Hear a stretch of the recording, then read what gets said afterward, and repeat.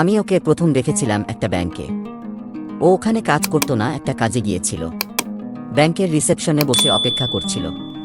আমি গিয়েছিলাম আমার কাজে ব্যাংক ম্যানেজারের সঙ্গে দেখা করতে। আমি ছিলাম একটি নামী কোম্পানির সেলস এক্সিকিউটিভ, ব্যাংকের খুব জরুরি ও প্রয়োজনীয় কাজে। এমন কিছু প্রোডাক্ট আমি বিক্রি করতাম। এটা প্রায় 2-3 বছর আগের ঘটনা।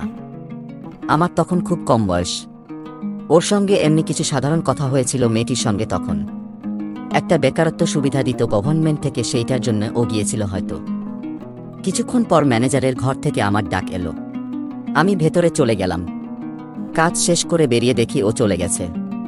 ব্যাস, ওইখানেই শেষ। তখনকার মতো কাজে ব্যস্ত হয়ে গিয়েছিলাম। পরে যখন বাড়ি ফিরে নিজের ঘরে আরাম করছি, তখন মনে হলো মেয়েটার নামটাও তো জানা হয়নি। কোথায় থাকে জিজ্ঞেস করার পর্যায়ে আলাপটা অবশ্য পৌঁছায়নি। মেয়েটাকে কেমন যেন মনে ধরে গিয়েছিল। সুন্দর দেখতে যে, এমন কিছুও না। ফিগারটা ভালো, মুখের ধরনটা সেই রকম, শুধু গায়ের রংটা একটু চাপা আর স্বাস্থ্যটা রোগা নয়। লম্বাতে গড়ন, কিন্তু অত বেশিও নয়, 5 ফুট 7 ইঞ্চি মতন।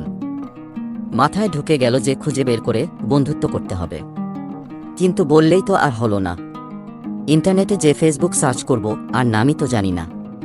পরের দিনটা অফিসের কাজের ফাঁকে ফাঁকে শুধু উপায় খুঁজে গেছি।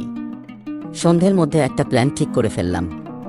পরের দিন অফিসের কাজে বাইরে বেরিয়ে ওই ব্যাংকটাতে গেলাম। গিয়ে খোঁজ করলাম ওই বেকার সুবিধা কোনো ডিপার্টমেন্ট দেখে। এক ভদ্রলোককে দেখিয়ে দিল পিয়নটা। ওনাকে গিয়ে বললাম, দাদা, একটা ব্যাপারে একটু সাহায্য চাই। উনি বললেন, কি ব্যাপার বলুন। বললাম, গত পরশু আমি এই ব্যাংকে কাজে এসেছিলাম। এখানে আমার এক স্কুলের বন্ধুর বোনের সঙ্গে দেখা হয়। আমি স্কুলের পরে বাইরে চলে গিয়েছিলাম, তো তাই ওই বন্ধুর সঙ্গে এতদিন যোগাযোগ ছিল না। ওর বোনের কাছে শুনলাম আমার বন্ধুর নাকি চাকরি হয়নি, খুব অসুবিধের মধ্যে আছে। আমাদের কোম্পানিতে কিছু সেলসে ছেলে নেবে। আমি অফিসে বলে রেখেছি ওর জন্য, কিন্তু মুশকিল হচ্ছে ওর এখনকার ঠিকানাটা আমি জানি না। তাই আপনার কাছে অনুরোধ করছি, যদি আপনাদের রেকর্ড দেখে ওর বোনের ঠিকানাটা বলে দেন, তাহলে আমি আমার বন্ধুর সঙ্গে যোগাযোগ করতে পারি। ভদ্রলোক বললেন, দেখুন, আমার এখন অনেক কাজ, আপনার কাজ করতে সময় লাগবে, আমি পারবো না। আমি বললাম, দাদা, একটা বাঙালি ছেলের চাকরি হবে, একটু উপকার করুন। আমি তাহলে ব্যাংকিং সময়ের পরে আসব। কটার সময় এলে আপনি একটু সময় আমাকে দিতে পারবেন? ভদ্রলোক বললেন, ঠিক আছে, আপনি এত করে বলছেন, আপনি 4টের পরে আসুন।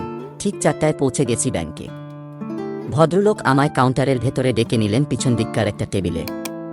বললেন, নাম বলুন মেয়েটির, আমি দেখছি খুঁজে। আমি বললাম, নাম তো জানি না। মানে বন্ধুর বোন তো, ওর ছোটবেলার ডাক নামটা জানি, কিন্তু ভালো নাম তো জানি না। উনি বললেন, তাহলে আর কি করে খুঁজব? আপনি যান মশাই। আমি বললাম, আপনাদের কাছে তো সবার কোনো অ্যাপ্লিকেন্ট ফাইল থাকবে, সেই ফাইলে ছবি থাকবে, সেটা দেখে আমি চিনে নেব। ভদ্রলোক বললেন, আরে সে ফাইল কি একটা নাকি? আর কোথায় স্টোরে রাখা আছে? কে আনবে সে সব ফাইল?